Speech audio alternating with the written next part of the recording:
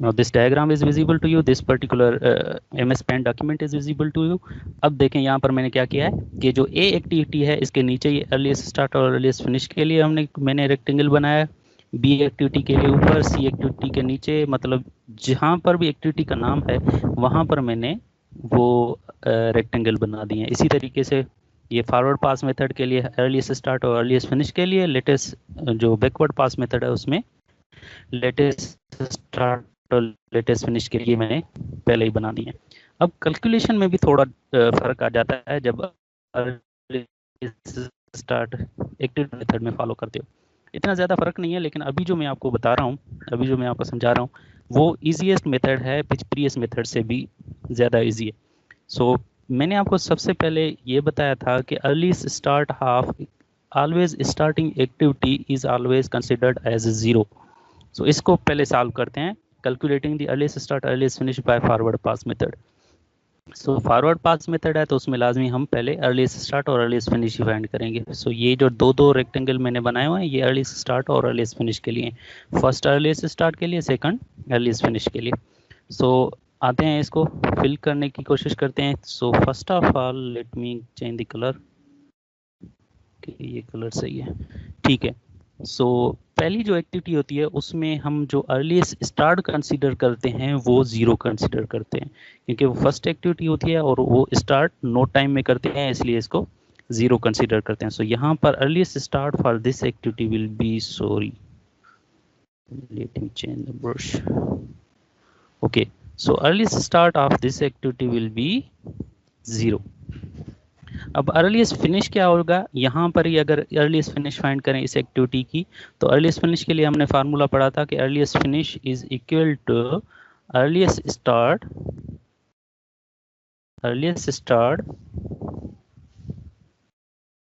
Plus duration of activity D, जिसे हम बोल सकते हैं सिंपल DIG बोलते हैं या डी कंसीडर करें। सो यहाँ इस एक्टिविटी के लिए अर्लीस्ट फिनिश कितना हो जाएगा, ये अर्लीस्ट स्टार्ट 0 है और यहाँ पर ड्यूरेशन गिवन है 3, तो 0 + 3 विल बी इक्वल टू 3। सो यहाँ पर हम इजीली प्लेस करेंगे 3। सो अर्लीस्ट स्टार्ट हमारा 0 आ गया और अर्लीस्ट फिनिश आ गया 3। पिछले मेथड में हम क्या कर रहे थे, अर्लीस्ट स्टार्ट और अर्लीस्ट फिनिश दोनों 0 कंसीडर कर रहे थे, लेकिन वो गलत है। एक्चुअल मेथड ये है, अर्लीस्ट स्टार्ट हमेशा हम 0 कंसीडर करते हैं, लेकिन अर्लीस्ट फिनिश जो होता है वो डिपेंड करता है ड्यूरेशन पे। सो यहाँ पर ड्यूरेशन गिवन है 3, तो 0 + 3 विल बी इक्वल टू 3। अब फाइंड करते हैं earliest start of this B activity and C activity. अब बी एक्टिविटी के लिए जो भी अर्लीस्ट स्टार्ट होगा वो उसका प्रीवियस जो भी एक्टिविटी है उसका अर्लीस्ट फिनिश होगा। मींस इसका जो भी अर्लीस्ट स्टार्ट होगा वो इसका अर्लीस्ट फिनिश होगा। नेक्स्ट एक्टिविटी का जो भी अर्लीस्ट स्टार्ट होगा वो प्रीवियस एक्टिविटी का अर्लीस्ट फिनिश होगा। एक्चुअली यहाँ पर भी देखें नेक्स्ट एक्टिविटी, इस एक्टिविटी के नेक्स्ट एक्टिविटी कौन कौन सी है, एक बी एक्टिविटी है, एक सी एक्टिविटी है। सो बी एक्टिविटी का भी अर्लीस्ट स्टार्ट इसका अर्लीस्ट फिनिश होगा और सी एक्टिविटी का भी अर्लीस्ट स्टार्ट इसका अर्लीस्ट फिनिश होगा। सो यहाँ पर अर्लीस्ट फिनिश कितना है, 3 है। सो 3 को सिंपली यहाँ पर प्लेस कर देंगे 3। इसके लिए भी अर्लीस्ट सी एक्टिविटी है, सो सी एक्टिविटी का अर्लीस्ट स्टार्ट इस एक्टिविटी का अर्लीस्ट फिनिश होगा। सो यहाँ पर कितना लिखा हुआ है 3, तो यहाँ पर भी सिंपली प्लेस कर देंगे 3। ये अर्लीस्ट स्टार्ट निकल गया, ये भी अर्लीस्ट स्टार्ट निकल गया। अब अर्लीस्ट फिनिश फाइंड करते हैं इस एक्टिविटी के लिए और अर्लीस्ट फिनिश इस एक्टिविटी के लिए अलग से। सो अर्लीस्ट फिनिश का फार्मूला क्या होता है, earliest start plus duration of activity. So यहाँ क्या हो जाएगा, 3 + 5 विल बी इक्वल टू 8। यहाँ पर भी अगर देखें तो 3 + 4 विल बी इक्वल टू 7। अब फाइंड करते हैं इस एक्टिविटी के लिए अर्लीस्ट स्टार्ट और अर्लीस्ट फिनिश। सो इस एक्टिविटी के लिए जो अर्लीस्ट स्टार्ट होगा वो इस एक्टिविटी का अर्लीस्ट फिनिश होगा, इस एक्टिविटी का, ठीक है। सो 8 यहाँ पर अर्लीस्ट फिनिश है तो इस एक्टिविटी का वो अर्लीस्ट स्टार्ट हो जाएगा, सिंपली यहाँ पर 8 प्लेस कर देंगे। इसी तरीके से यहाँ पर भी अगर देखें तो इस एक्टिविटी का अर्लीस्ट स्टार्ट इस एक्टिविटी का अर्लीस्ट फिनिश होगा। सो यहाँ पर 7 लिखा हुआ है तो सिंपली यहाँ पर 7 प्लेस कर देंगे। कोई भी हार्ड एंड फास्ट रूल नहीं है, मतलब डिफिकल्टी नहीं है, मुश्किल नहीं है, बिल्कुल इजी है। सो यहाँ पर अगर अर्लीस्ट फिनिश फाइंड करें तो it will be 8 + 4 will be equal to 12, ठीक है। और यहाँ पर अगर अर्लीस्ट फिनिश फाइंड करें तो that will be 7 + 6 will be equal to 13। ये कैलकुलेट कर लिया है हमने अर्लीस्ट स्टार्ट और earliest finished by forward pass method.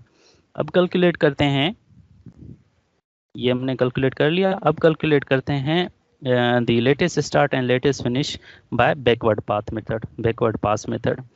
So backward pass method में हम लेटेस्ट स्टार्ट और लेटेस्ट फिनिश कैसे फाइंड करते हैं, कहाँ से हम शुरू करते हैं, एंड वाले एक्टिविटीज से शुरू करते हैं हमेशा। मैंने आपको समझाया था कि लेटेस्ट फिनिश हमेशा एंड से शुरू करते हैं और अर्लीस्ट स्टार्ट हमेशा स्टार्ट से शुरू करते हैं, इसलिए इनको फॉरवर्ड और बैकवर्ड पास मेथड को बोला जाता है। सो यहाँ पर अब मसला आ रहा है कि यहाँ पर लेटेस्ट फिनिश कितना रखें, डी एक्टिविटी के लिए लेटेस्ट फिनिश कितना रखें और ई एक्टिविटी के लिए लेटेस्ट फिनिश कितना रखें। सो जो दोनों एक्टिविटीज यहाँ पर नोड पे मर्ज हो रही हैं, उन एक्टिविटीज के लिए जो आप लेटेस्ट फिनिश रखोगे वो होगा एक्चुअली यहाँ पर जो अर्लीस्ट फिनिश है, यहाँ पर भी जो अर्लीस्ट फिनिश मैक्सिमम होगा वो लेटेस्ट फिनिश प्लेस करोगे एज अ लेटेस्ट फिनिश। यहाँ पर देखें अर्लीस्ट फिनिश कौन सा मैक्सिमम है, यहाँ पर 12 है और यहाँ पर 13 है। सो मैक्सिमम कौन सा हो गया, 13। So simply this 13 will be the latest finish for these both ending activities, ending activities के लिए। यहाँ पर जो भी ending activities होंगी उन ending activities में जो भी earliest finish maximum होगा वो होगा latest finish this ending activities। So यहाँ पर 13 आंसर आ रहा है हमारा। So यहाँ पर प्लेस कर देंगे सिंपली ये 13 और this 13।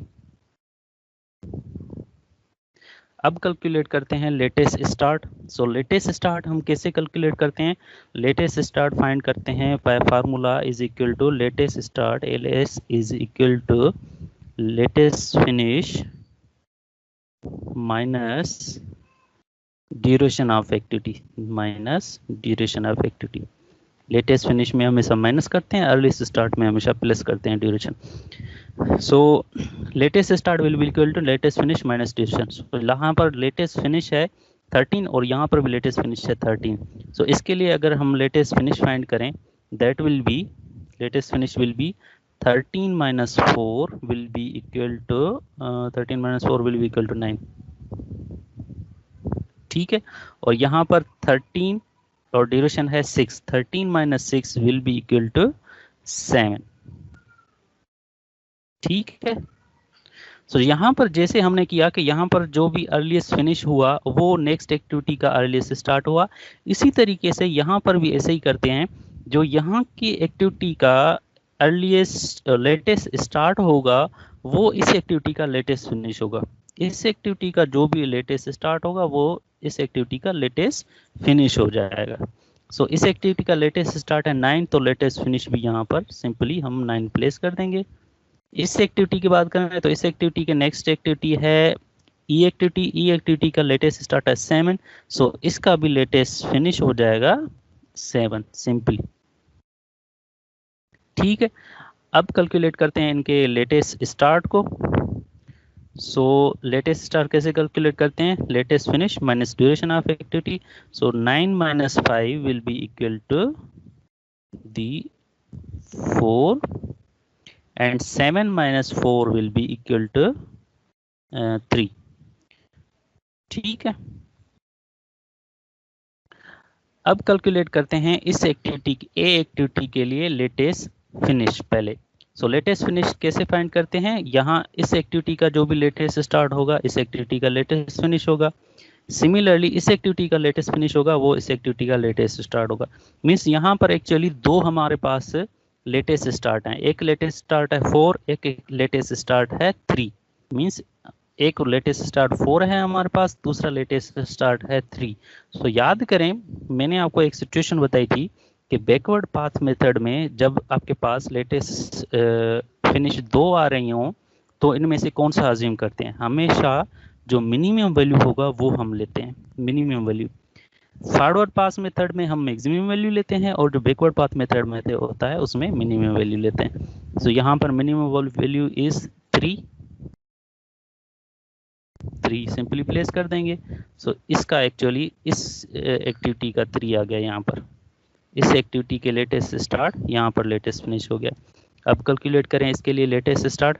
So latest finish is 3, duration is 3, 3 - 3 will be equal to simply 0। So ऐसे हम सिंपल वे में कैलकुलेट करेंगे latest start, latest finish and earliest start and earliest finish by this method, forward pass method and backward pass method. वो जो मैंने previous method बताया था वो एक्चुअली थोड़ा डिफिकल्ट मेथड था और थोड़ा रॉन्ग मेथड भी था, ऐसे समझें। अब यहाँ पर टाइम कितना हुआ, 17 मिनट्स हुआ है ना। ओके, फिर 5 मिनट्स और लेते हैं ताकि आपको ज़्यादा क्लियर हो जाए। तो यहाँ पर अब हम प्लेस करते हैं earliest start, earliest finish and latest start, latest finish, जो हमने यहाँ पर कैलकुलेट करके आए हैं, ठीक है। सो पहले हम जो earliest start and earliest finish find करके आए वो लिखते जाएं। सो ए एक्टिविटी के लिए earliest start and earliest finish हमें 0-3 आ गया, बी एक्टिविटी के लिए 3-8 आ गया, सी एक्टिविटी के लिए हमारे पास है 8-12,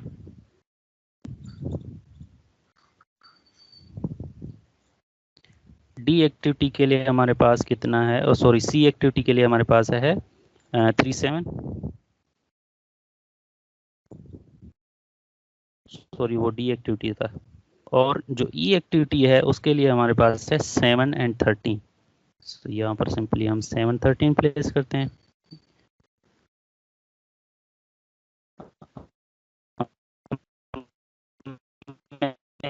आपको टोटल प्रोजेक्ट टाइम का कॉन्सेप्ट देने वाला हूँ, इसलिए मैं इसको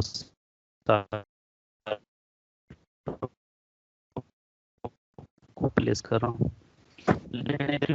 और बी एक्टिविटी के लिए 4 and 9 है, बी एक्टिविटी के लिए 4 and 9 है। सी एक्टिविटी के लिए 3 and 7 है, यहाँ पर रखते हैं 3 and 7। और डी एक्टिविटी के लिए 9 and 13 है, सो यहाँ पर रखते हैं 9, दिस इज 9 and 13। और जो ई एक्टिविटी है उसके लिए है 7 and 13, सो यहाँ पर प्लेस करते हैं 7 and 13। So total project time find करने के लिए मैंने आपको 2 मेथड बताए थे। एक मेथड था लॉन्गेस्ट पाथ मेथड वाला और सेकंड था क्रिटिकल एक्टिविटीज मेथड वाला। लॉन्गेस्ट पाथ मेथड वाला जो भी मैंने कॉन्सेप्ट दिया था वो सेम है कि यहाँ पर जितने भी पाथ हैं उनको आप उनको देखोगे और फिर उनके ड्यूरेशन को ऐड करोगे, जो जिसका ड्यूरेशन ज़्यादा होगा that will be the total project time. Second concept मैंने आपको दिया था क्रिटिकल एक्टिविटीज़ का। क्रिटिकल एक्टिविटीज़ में हम क्या कर रहे थे, अर्लीस्ट स्टार्ट को अर्लीस्ट फिनिश से माइनस कर रहे थे और लेटेस्ट स्टार्ट को लेटेस्ट फिनिश से माइनस कर रहे थे, और जो भी जवाब आ रहा था वो लिखते जा रहे थे। यहाँ पर देखें अर्लीस्ट स्टार्ट और अर्लीस्ट फिनिश और लेटेस्ट स्टार्ट और लेटेस्ट फिनिश को अगर माइनस करें तो यहाँ पर आंसर आ रहा है, let me change the colour. So यहाँ पर आंसर आ रहा है 0, यहाँ पर भी आंसर आ रहा है 0 और यहाँ पर भी आंसर आ रहा है 0। यहाँ पर पॉजिटिव डिफरेंस आ रहा है 1, यहाँ पर पॉजिटिव डिफरेंस आ रहा है 1। सो मैंने क्या आपको बताया था कि जो एक्टिविटीज़ का earliest start and earliest finish का डिफरेंस 0 आ रहा है वो उन एक्टिविटीज़ को हम अंडरलाइन कर देते हैं। सो इस एक्टिविटी को अंडरलाइन करेंगे, इस एक्टिविटी को अंडरलाइन करेंगे और इस एक्टिविटी को अंडरलाइन करेंगे। सो जो भी अंडरलाइंड एक्टिविटीज़ होती हैं वो क्रिटिकल एक्टिविटीज़ होती हैं, और जो एक्टिविटीज़ अंडरलाइंड एक्टिविटीज़ होती हैं वो ही टोटल प्रोजेक्ट टाइम को कैलकुलेट करने में हमें हेल्पफुल होती हैं। जो यहाँ पर अगर देखें तो अंडरलाइंड एक्टिविटीज़ हैं ए, सी एंड दी ई एक्टिविटी। सो ये जो अंडरलाइंड एक्टिविटीज़ हैं इनको हम कहते हैं क्रिटिकल एक्टिविटीज़, और जो पाथ फॉलोड कर रहा है एक क्रिटिकल एक्टिविटीज़ को उसको हम क्रिटिकल पाथ बोलते हैं। लेकिन ये मैं आपको बाद में बता दूंगा, कोई मसला नहीं है। अब ये टोटल प्रोजेक्ट टाइम फाइंड करते हैं। सो टोटल प्रोजेक्ट टाइम के लिए हम जो भी एक्टिविटीज़ हैं इनके हम ड्यूरेशन ऐड करेंगे। यहाँ पर इसका ड्यूरेशन है 3, इसका ड्यूरेशन है, सी का ड्यूरेशन है 4 और डी ई का ड्यूरेशन है 6। سو ان کو ایڈ کرو گے تو 6 + 4 + 13 will be equal to 30. So total project time for this particular activity is 13. So this is the end of lecture. So یہ ایکچوئل میتھڈ تھا.